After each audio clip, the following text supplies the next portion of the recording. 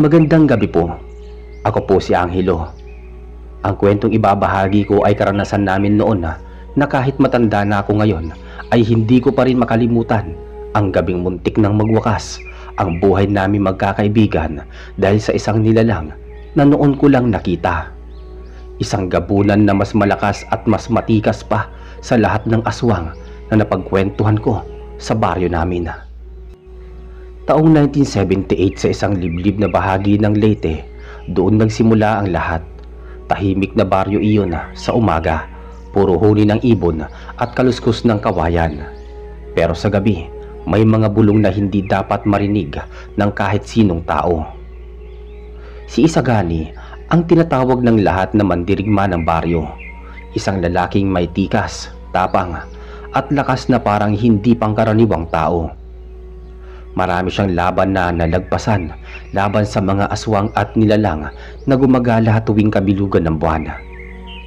Si Melchor naman, ang matalik niyang kaibigan, may pagkapilyo pero matapang. Si Agnes at Vilma, magkapatid na tahimik lang ngunit may matalas na pakiramdam sa kakaibang presensya.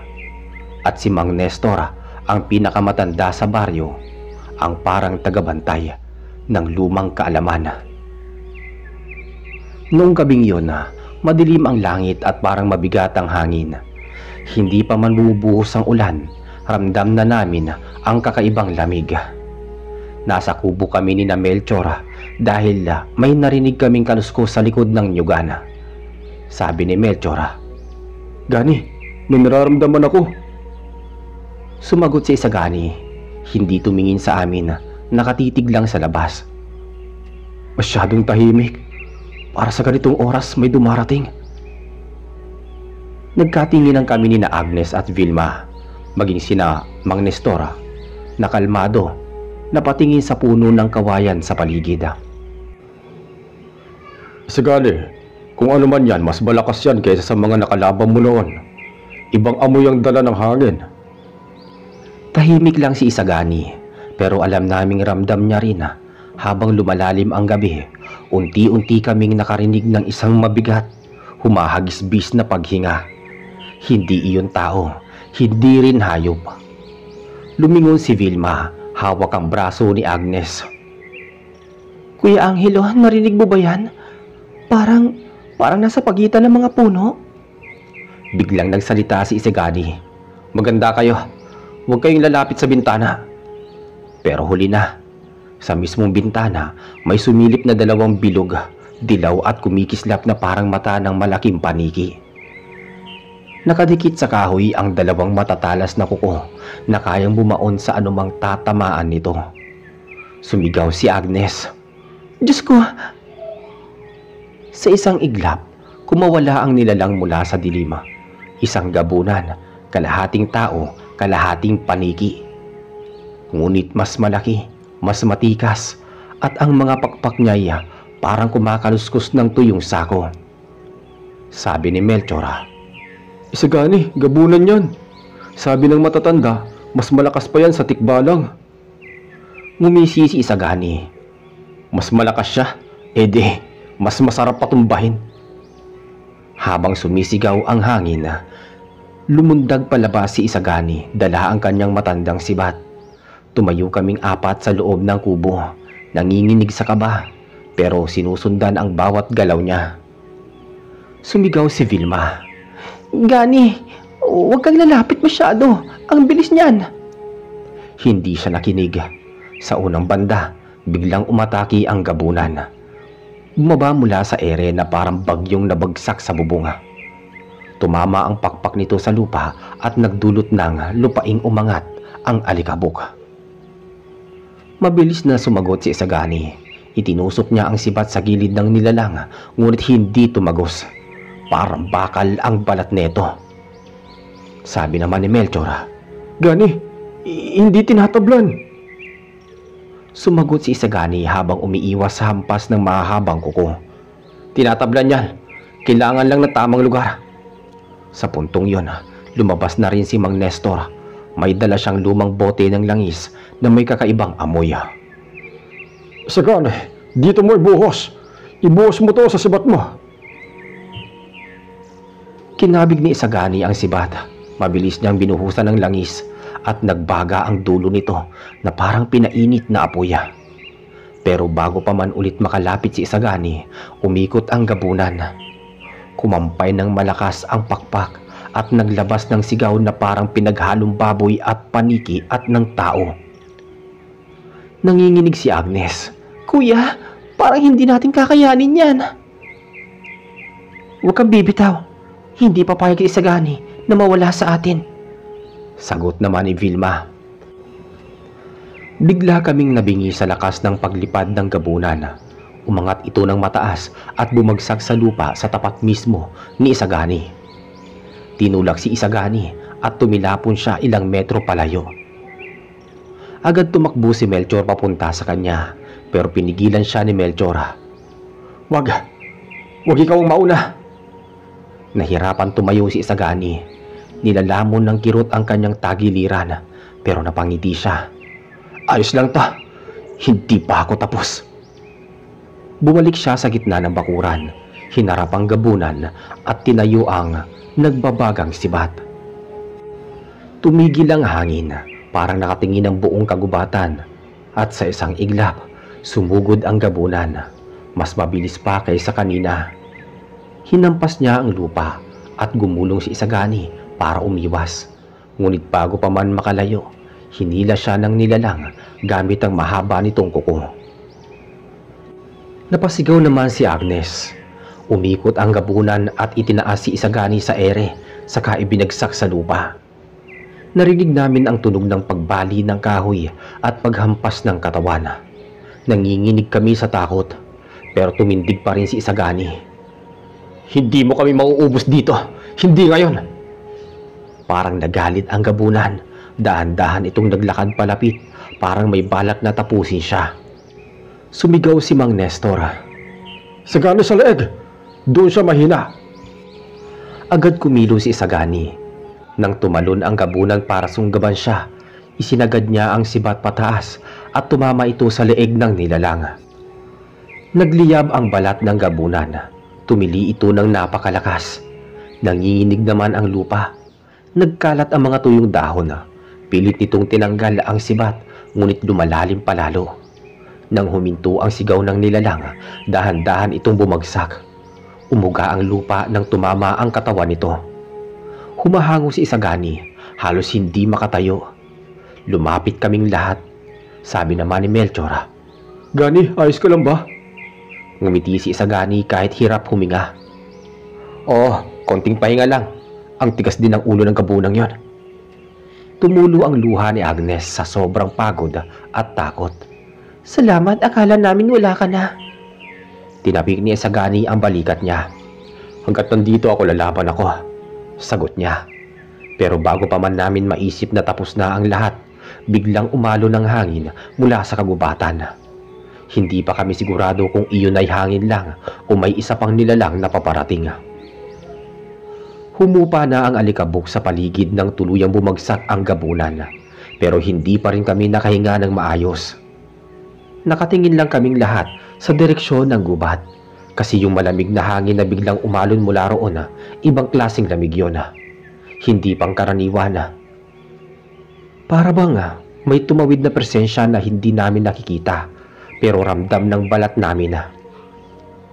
Si Vilma ang unang nagsalita. Humigpit ang hawak kay Agnes. "Kuya Angelo, bakit parang may malapit pa?" Saglit lang pero ramdam naming tumigas ang panga ni Isagani. Kahit sugatan siya, agad niyang kinuha ulit ang sibat na may natuyong langis sa dulo. Sabi naman ni Melchor, "Gani, teka, hindi ka pa nga nakakabawi. Mauubos ka kapag mag-isa ka."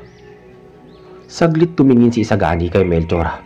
"Hindi ko kailangan maging buo para makipaglaban. Kailangan ko lang tumayo." Habang nag-uusap sila, napansin ko na gumagalaw ang mga dahon sa gilid. Hindi dahil sa hangin, kundi dahil may mabigat na humahakbang. Mabagal, dahan-dahan, para bang pinapakiramdaman kami. "Hindi yung gabunan, ibang kilos eh. Parang mabigat." Hindi namin alam kung tatakbo na ba kami o mananatili sa pinagtayuan namin. Bawat segundo tumitindi ang kaba. Mga ilang hakbang mula sa ilaw ng lampara, may dumungaw na anino. Mahaba, biluga ng balikat at parang sobrang lapad. Hindi pa namin nakikita ng buo pero ramdam namin agad. Hindi iyon ordinaryong hayop. Parang kinurot kami ng malamig na hangin. Nagpakawala ng mababang ungol ang anino.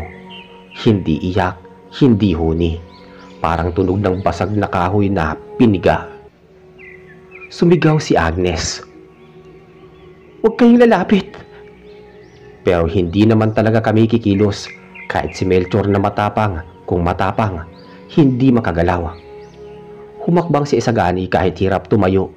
Hawak ang sibat, nakahawak sa tagiliran pero nagpakita ng sakit. "Lumabas ka na kung sino ka man," sabi niya. Sa halip na lumabas, huminto ang nilalang, parang nag-isip, parang nagmamasid kung papaano kami gagalaw. Si Mang Nestor nanginginig ang boses. Isagani, hindi yan aswang. Matanda yan. Mas luma at mas masama. Nang umihip ang hangin, doon namin nakita ng kaunti ang mukha nito. Mahaba ang buhok na parang sanga, mata na puro puti at bunganga na may pangil pero hindi tulad ng gabunan. Mas parang lobo na napilitang maging tao. Sumigaw si Melchor. Wakbak ba yan? Hindi yan wakbak, di ba? Mas malaki yan. Sumagot si Mang Nestor. Hindi yan wakbak. Hindi rin tikbala. Isa yan sa mga kakampi ng gabunan. Tagabantay ng yunglib sa may bundok. Napabuntong hininga si Agnes. Ibig sabihin may iba pa palang nilalang na bukod sa kanila? Ngumisi si Mang Nestor. Ang gabunan, tagapagmisahe lang, hindi siya hari.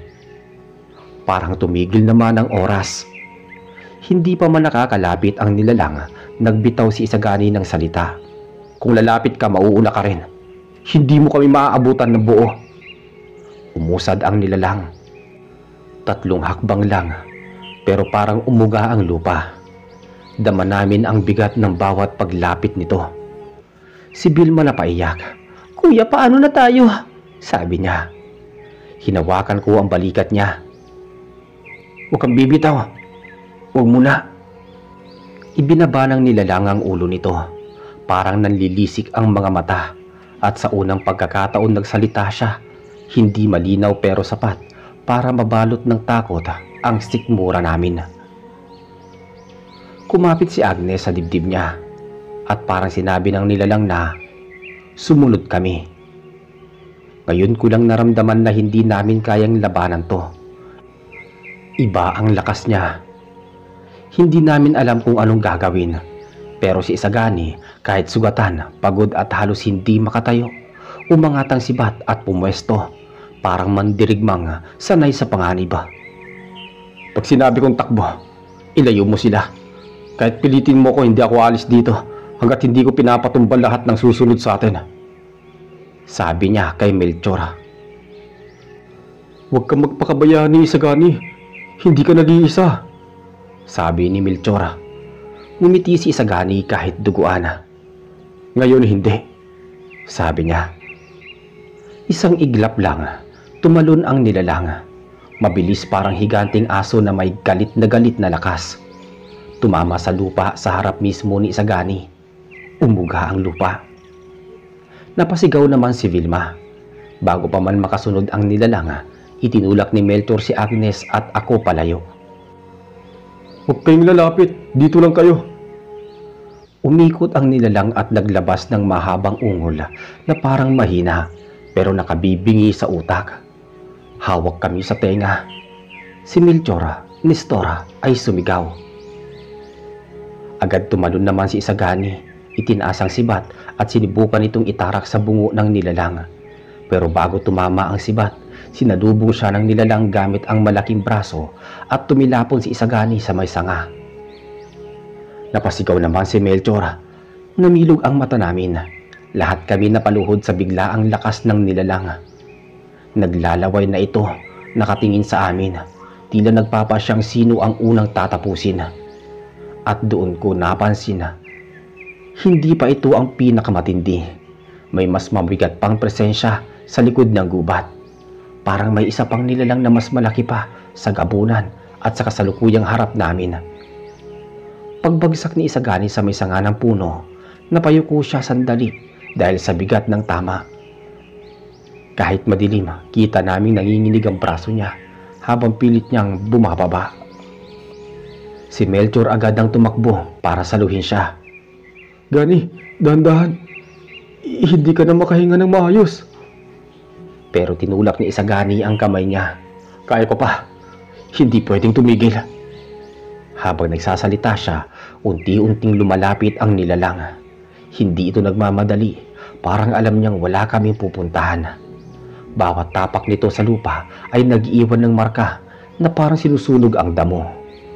Si Agnes naman halos walang boses.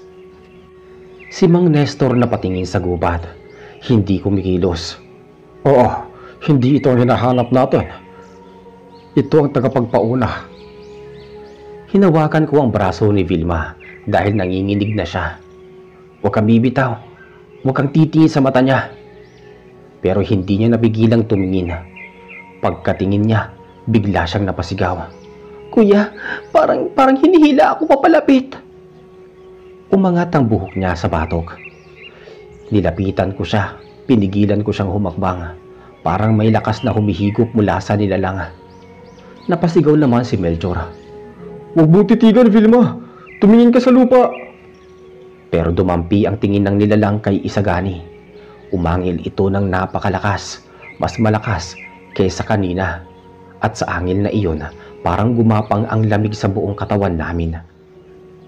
Sa isang segundo lang, umariba ang nilalang, tumalon diretso kay Isagani. Hindi na nagbabago ang kanyang pakay na patayin. Tinulak naman ni Melchor si Isagani papalayo. Isagani, umiwas ka! Pero huli na, inabot ng nilalang ang balikat ni Isagani gamit ang mahabang kuko at nag-iwan ito ng 3 malalalim na hiwa. Napasigaw si Isagani pero agad siyang umatras at itinaas niya ang sibat. Sumigaw naman si Mang Nestor. Gani, huwag mo hintayin na lumapit. Unahan mo. Kahit hirap huminga, dumiretso si Isagani at sinaksak ang nilalang sa tagiliran. Sumirit ang maitim na dugo pero hindi pa rin ito tumigil. Kumapit pa lalo sa katawan ni Isagani at tinangkang hilahin ang ulo niya. Napasigaw ang dalawa, si Agnes at si Vilma, nang makita nila ang kaganapan. Isang mabilis na hampas ang ginawa ni Melchor gamit ang kahoy na poste galing sa gilid ng kubo. Tinamaan ang likod ng nilalang pero parang wala lang. Binalingan nito si Melchor at umawang ang bibig na puno ng laway. Melchor, layuan mo yan! Sigaw ko. Hindi gumalaw si Melchor. Nakatayo lang, nanginginig pero hindi umuurong. Habang nakadikit ang nilalang kay Isagani, mabilis na binuhos ni Mang Nestor ang laman ng isa pang maliit na bote sa sibat. Dahan-dahang nagbabaga ang sibat ulit at naglabas ng usok. Sabi ni Mang Nestor, Isagani sa dibdib, sa mismong gitna. Sa isang iglap, may lakas na parang hindi niya dapat kaya. Iniangat ni Isagani ang sibat at sinaksak ang dibdib ng nilalang ng buong puwersa. Tumagos ito at doon nagsimulang manginig ang katawan ng nilalang. Nagpakawala ito ng malalim na ungol, masakit, sabog, puno ng galit at takot. Dumiin ang sibat. Nagliyab ang balat sa paligid ng sugat. Ibinagsak ng nilalang si Isagani at umatras ng pabagsak sa lupa. Humandusay ito at nanginginig pa. Pero hindi pa patay. Umaangat pa ang dibdib nito. Lumapit si Mang Nestor, nakatitig dito. Hindi pa patay yan. Pero hindi na makakalakad ng matagal. Ang tanging papatigil dyan, yung nilalang na nasa loob ng gubat. Humigpit ang hawak ko kay Vilma. Anong ibig niyo po sabihin, Mang Nestor? Na darating yun dito? Tumango si Mang Nestor, mabagal at mabigat. Oo, papunta na. At mas malakas pa sa gabunan at sa nilalang na ito. Doon na namin narinig, mula sa pinakaloob na bahagi ng gubat, may dumagundong na tunog. Hindi hakbang, hindi lipad.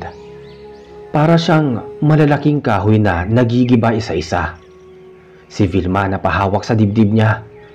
Kuya Angelo, parang lumalapit na yung pinakamalaki. Si Agnes naman nakapikit. Hindi tulad ng ibang nilalang, parang hindi na galing sa lupa. Ibang klaseng presensya. Si Melchor napatingin kay Isagani. Isagani, kaya mo pa ba? Tumingin si Isagani sa amin isa-isa. Pawis, dugo at hirap makita sa mukha niya. Pero matatag pa rin ang mata. Wala nang tanong-tanong. Ano mang lumabas dyan, haharapin natin. Maya-maya huminto ang hangin, pati ang mga kuliglig ay tumigil. Pati dahon hindi gumalaw. At mula sa loob ng gubat, umangat ang anino. Hindi pa lumalabas pero mas malaki pa sa punong katabi nito. Naramdaman naming lahat ang bigat, parang tinatakpan ang dibdib namin. At doon na nagsimula na kumalabog ang lupa. Isang hakbang, isa pa at nasundan pa. Hindi na ito ordinaryong nilalang, hindi ito gabunan, hindi ito katulad ng nauna. At nang umusad ang anino papalapit, doon namin nakitang may pakpak din ito. Mas malaki, mas makapal, mas matigas. At ang tunog nito ay parang bato na ibinagsak sa lupa. Lumabas mula sa dilim ang mas malaking nilalang. Unti-unti itong lumitaw habang gumuguho ang mga tuyong sanga na nadadaanan ng pakpak neto. Mas mataas pa sa punong kapok sa gilid ng baryo. Ang balat niya makintab na parang mamasamasang kahoy at ang muka'y halos wala ng hulma. Parang pinaghalong hayop at tao na pinagtagpi-tagpi. Humigpit ang hawak ni Melchor sa poste. Gani, paano natin lalabanan yan? Si Isagani basag ang boses pero diretso ang tingin. Hindi ko alam, pero hindi tayo pwedeng tumakbo. Kapag ginawa natin yon, pupuntahan niya yung mga bahay sa ibaba. Umangat ang pakpak ng nilalang at lumipad ng mababang distansya. Sapat para mabagsakan ang mga tuyong dahon. Tumama ang malamig na hangin sa amin na parang bulong ng matandang puno. Si Agnes naman nanginginig. Hindi na makahinga, parang piniga ang dibdib. Napatingin si Mang Nestor, bakas ang pagkabahala sa muka. Maya-maya, tumakbo ng mabilis si Melchor. Hinatak si Isagani palayo bago pa umabot ang kuko ng halimaw. Isang iglap lang, sumagasa ang braso ng nilalang sa lupa at nabiyak ang katawan malapit sa punong kahoy. Isagani, umatras ka muna, sigaw ni Melchor. Pero hindi kumilo si Isagani. Pinilit niyang tumayo ng diretso. Hawak ang sibat. Kung aatras ako ngayon, uunahin nila kayo. Hindi pwede. Kuya Isagani, huwag kang ganyan, sabi naman ni Vilma. Pero tumingin si Isagani sa kanya. Hindi ko kailangan maging matigas. Kailangan ko lang tumayo. Naglabas ng malalim na ungol ang halimaw. Mas malupit, mas masakit sa tenga, at lahat kami napayuko. Si Agnes halos nasubsob sa lupa habang takot na takot. Habang gumagalaw ang halimaw, parang may kasama itong hangin na itima. Hindi usok, hindi ulap, pero parang anino na dumudula sa lupa. Si Mang Nestor sumigaw. Yan ang nagbibigay sa kanya ng lakas. Huwag niyong hayaang madikit kayo dyan. Pero kumunat ang anino at halos hindi na kami makalapit. Si Melchor ang unang nag-init ng ulo. Paano namin iiwasan yan? Nagkalat sa paligid. Walang sumagot. Tumingin ang malaking nilalang kay Isagani at sa isang iglap, sumugod ulit. Bago umabot ang halimaw, tumalon si Melchor at ibinato ang poste ng buong lakas sa mukha ng nilalang. Tumama ito, pero parang kahoy lang na pinukpok sa pader. Tumalikod ang halimaw at sinundan si Melchor. Napatras naman si Melchor. Gani, bilisan mo. Ako ang pinupunteriya niya. Ngunit bago pa abutan, may marahas na tunog na sumabog mula sa lungga ng nilalang sa parting likuran, Parang pumutok ang laman ng dating tinamaan ni Isagani. Ang naunang nilalang na sinaksak ni Isagani kanina ay biglang umungol ng sobrang lakas. Parang naghihingalo pero galit. Dahil sa ungol neto, napatingin ng malaking halimaw. Tumigil ito, parang nagdadalawang isip. Sinamantala iyon ni Isagani. Tumakbo siya kahit piyok na ang lakad at diniretso ang pagiging bukas ng tagiliran ng halimaw. Itinulak niya ng buo ang sibat at sumigaw siya. Ngayon, tumba ka na! Tumama ang sibat pero tumalbog lang. Parang bato ang balat ng halimaw. Dahil doon napasigaw si Vilma. Tinamaan ng malaking nilalang si Isagani ng likod ng kamay. Tumilapon siya papunta sa lupa. Napahawak si Isagani sa tagiliran. Halos hindi na makaangat. Agad tumakbo si Melchor papunta sa kanya. Gani, huwag ka pumikit. Si Agnes lumuhod sa tabi. Isagani, nakita mo ba ako? Umubo si Isagani. Nandito pa ako. Huwag niyo akong ilibing ng buhay. Biglang may kumikinang naliwanag mula sa likod ng nilalang. Hindi ito gaanong maliwanag pero parang mga guhit ng puting apoy na lumilitaw mula sa sugat ng pakpak nito. Tinuro ito ni Vilma. Kuya, bakit parang mas lumalakas pa siya? Si Mang Nestor ang mabilis na sumagot. Kasi pinatayin ninyo ang alagad niya. Mas lalo yang lalakas kapag galit. Humigpit ang hangin. Hindi na kami makalapit. Pati ang lupa sa ilalim ng nilalang ay nanginginig. Sumigaw si Melchor. Mister, sabihin mo, ano bang kahinaan nito? Huminga ng malalim si Mang Nestor. Meron, pero hindi madali. Ang kahinaan niya nasa ilalim ng leeg, pero kailangan mong ilapit ang sibat ng ilang dangkal. Hindi mo tatamaan yun mula sa malayo. Napatulala si Melchor. Paano namin gagawin yun kung kaya kami pitpitin? Sabi niya. Tumingin si Isagani sa kanila kahit hirap huminga. Melchor, tulungan mo ko. Tulungan mo ko tumayo. Napakunot ang noo ni Melchor. Isagani, hindi ka na makatayo ng diretso. Baka ikamatay mo to. Kung hindi natin to harapin, mas marami ang mamamatay sa baba. Hindi lang tayo. Dahan-dahang tinulungan ni Melchor si Isaganing tumayo. Nanginginig ang tuhod ni Isagani pero hindi bumibigay. Tumingin siya sa halimaw. Diretso walang takot kahit halos mawalan na siya ng malay. Tapusin na natin to, sabi niya. At doon lumakad ang malaking nilalang papunta sa kanila. Mabagal, mabigat, handang manlapa ng kahit sino.